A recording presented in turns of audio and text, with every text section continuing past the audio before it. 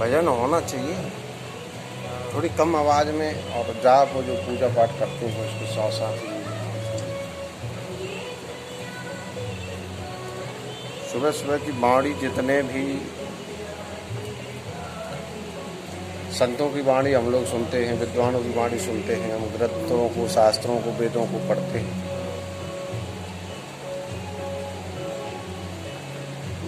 उससे जो हम लोगों को ऊर्जा मिलती है, ज्ञान मिलता है, वो हमारा जीवन एवं हमारे परिवार का जीवन प्रशस्त करता है।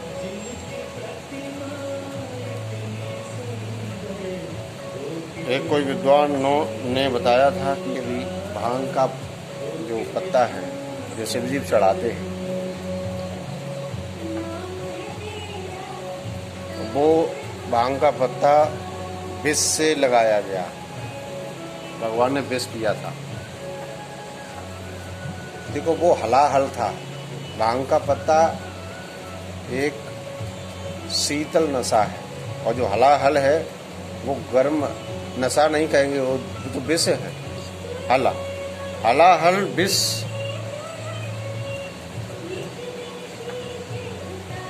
इतनी बुरी जो बुराई है समाज में, जो लोगों के द्वारा हमको मिलती है, उस बुराई को झेलने की मुझ में क्षमता नहीं है भोलेनाथ, ये मैं तुझे अर्पण कर रहा हूं। जो धतूरा चढ़ाते हैं, जितने भी नशा हैं संसार में, इनको झेलने की मुझ में ताकत नहीं है प्रभु, ये तू जाने, तेरा काम जाने, ये हम भांग के पत्ते के रूप में तुझे हम अर्पण कर रहे हैं। ऐसा मेरे अंदर कोई नशा न हो सांसारिक, जिससे मैं तुझे भूल जाऊं, या मेरा शरीर बर्बाद हो जाए, या मेरा परिवार बर्बाद हो जाए। ऐसा कोई विष न पीऊं जिससे हम नष्ट ही हो जाएं, भजन ही नहीं कर पाए, परिवार का पालन न कर पाए, देश की सेवा न कर पाए।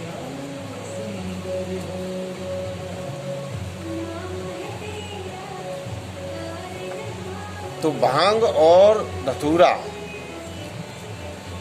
विष और नशा, ये दोनों का प्रतीक है। तो भक्त ये कहता है कि भगवान ये हम तुम्हें समर्पित कर रहा हूं, इसलिए कि इसकी क्षमता तुम्हारे ही अंदर है, हम नहीं इसको झेल सकते।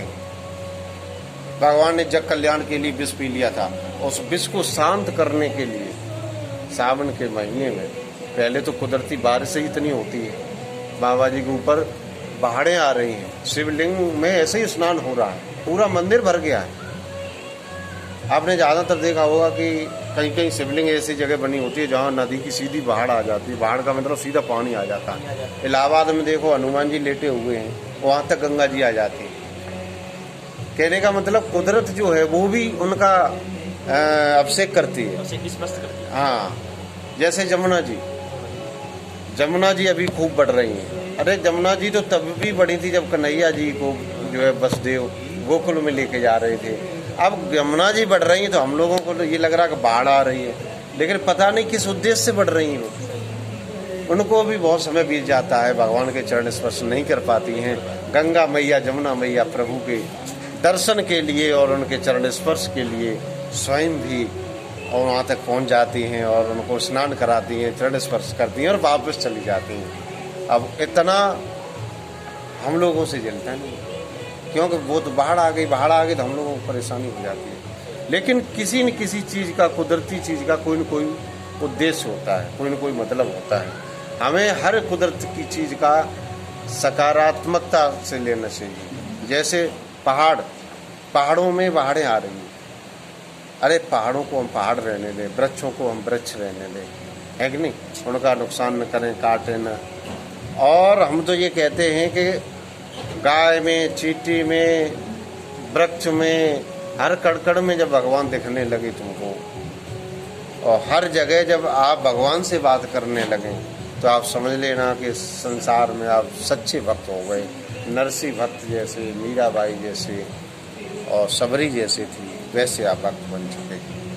जब ये संसार ये जानने लगे कि आप पागल हो गए, आप कुछ भी बोलते हो, कहीं भी खड़े हो जाते हो कुछ, तब आप ये जान लेना कि मैं भगवान का भक्त बन गया। भक्त की पहचान ये होती है। पागलपन का दूसरा स्वरूप होता है भक्ति का स्वरूप। उसे दुनिया से मतलब नहीं होता, अपने आराध्य को याद करता रहता है। हर एक कण में, हर एक जीव जंतुओं में वो अपने परमात्मा की छवि को देखता है और उसे प्रणाम करता है। और ये बात भी सही है कि हर व्यापक सर्वत्र समाना और प्रेम से प्रकट होए में जाना। जैसे हवा सब जगह होती है, परंतु हमें जो है पंखा लगाना पड़ता है, फिर करंट देना पड़ता है, उसके बाद हवा लगती है। आपको है सब जगह लेकिन लगती नहीं है। इसी प्रकार से हर व्यापक सर्वत्र समाना, परमात्मा सब जगह होता है, लेकिन बिना गुरु के ज्ञान के वो हमें अनुभव नहीं होता है, एहसास नहीं होता है। इसलिए हमें गुरु की शरण में जाना चाहिए। गुरु ही दर्शाता है कि जहाँ तुम खड़े हो वहाँ परमात्मा है, उसका एहसास क्या होता है, उसका अनुभव क्या होता है।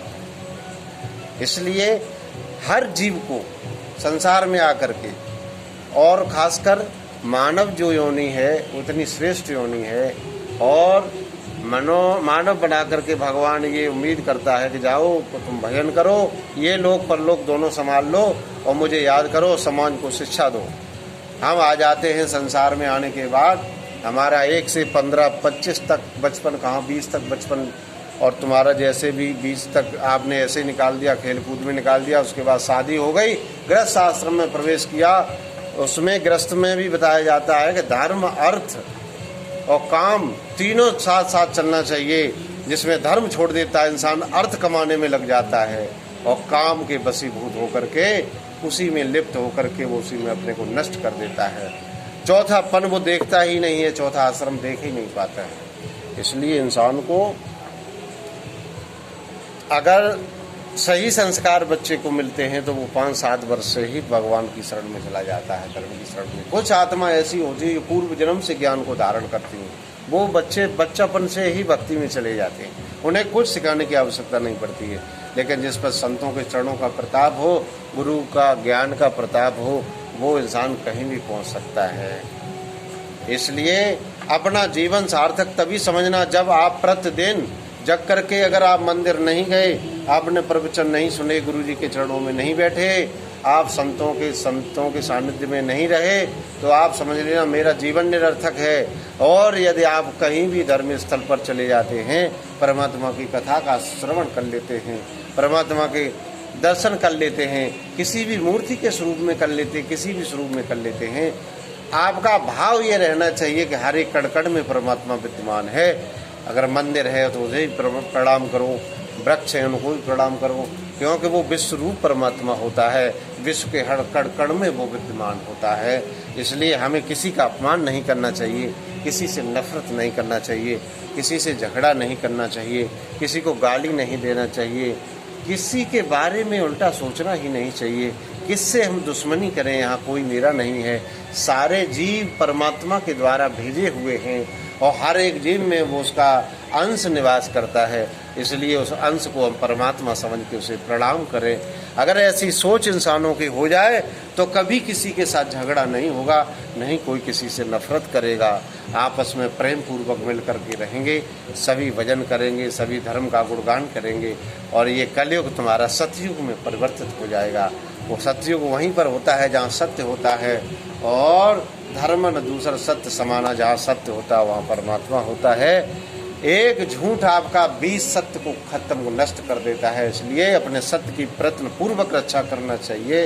राजा हरिश्चंद्र ने पूरा जीवन व्यतीत कर दिया था इसी में, अपने बच्चे बीवी सब बेच दिए थे, लेकिन सत्य को नहीं छोड़ा। अंत में उनकी जीत हुई, परमात्मा को प्रकट होना पड़ा। इस प्रकार से हमें हमारे साथ सत्य और चरित्र अगर है तो हम इस दुनिया में सफल हैं और मेरा जीवन सार्थक है। अगर सत्य नहीं है और हमारे अंदर चरित्र नहीं है तो हम न समाज में रह सकते हैं, न परमात्मा के यहाँ जा सकते हैं। यहाँ से इतनी मैली चादर ओढ़ करके परमात्मा के द्वारे जाओगे तो तुम्हें बहुत शर्म आएगी, वहाँ पर खड़े होने में नज़रें नीचे झुक जाएंगी आपकी। इसलिए कहा गया है कि मैली चादर ओढ़ के कैसे द्वार तुम्हारे आऊँ, हे परम पिता परमेश्वर मेरे मन ही मन शर्माऊँ।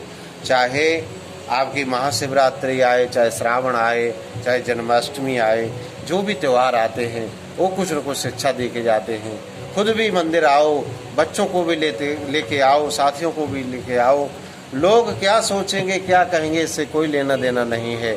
आपका काम है लोगों को समझाना, और धर्म स्थल लेकर के आना और परमात्मा को याद कराना। वो माने न माने लेकिन तुम्हारी भक्ति जरूर हो जाएगी। इसलिए बहुत